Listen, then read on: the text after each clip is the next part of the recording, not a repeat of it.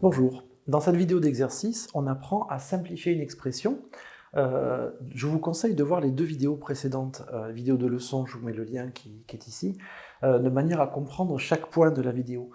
Je vous laisse mettre la vidéo en pause, il s'agit d'écrire cette chose-là de la manière la plus compacte possible, avec le moins de signes, de symboles, la manière la plus compacte possible.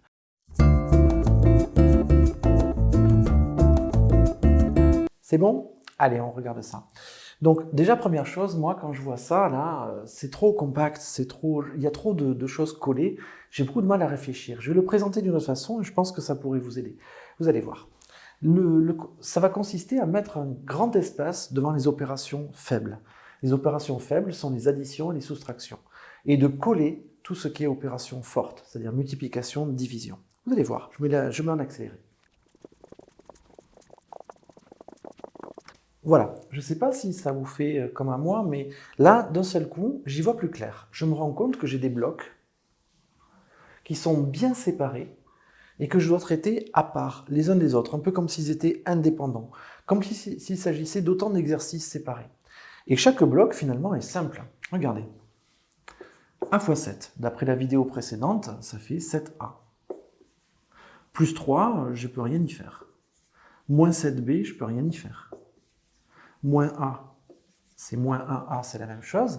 Plus 8b.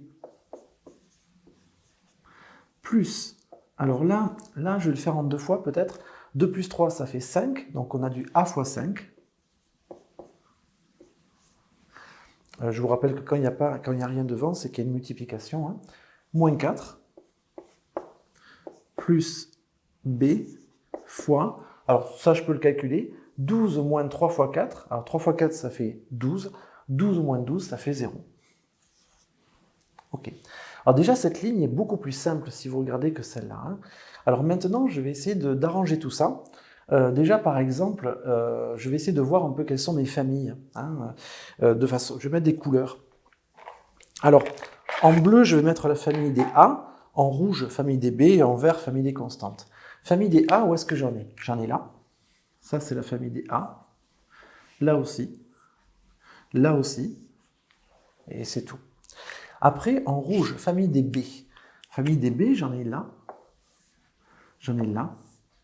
Et j'en ai là.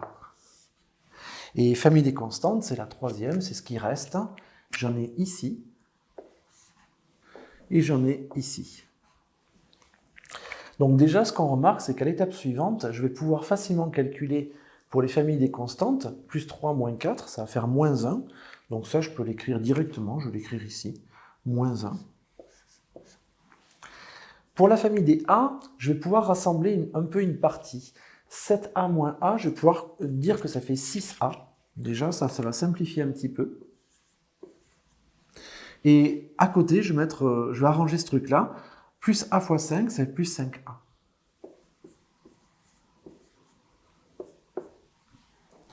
Il me reste pour les B.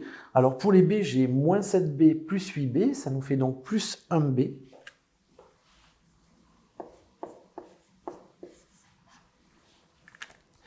Et plus B fois 0. Alors ça, on l'a vu dans la vidéo précédente. B fois 0, ça fait 0.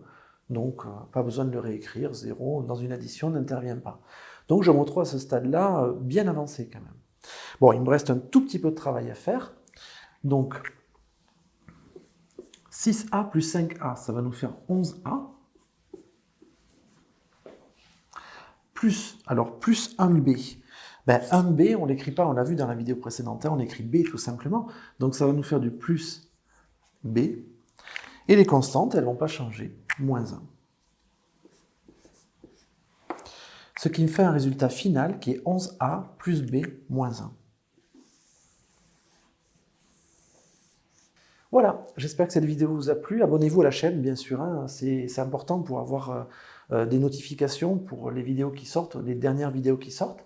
Mettez un like si jamais ça vous a plu, un commentaire au cas où il y aurait des soucis ou même autre. Ça fait toujours plaisir. Et à bientôt. Au revoir.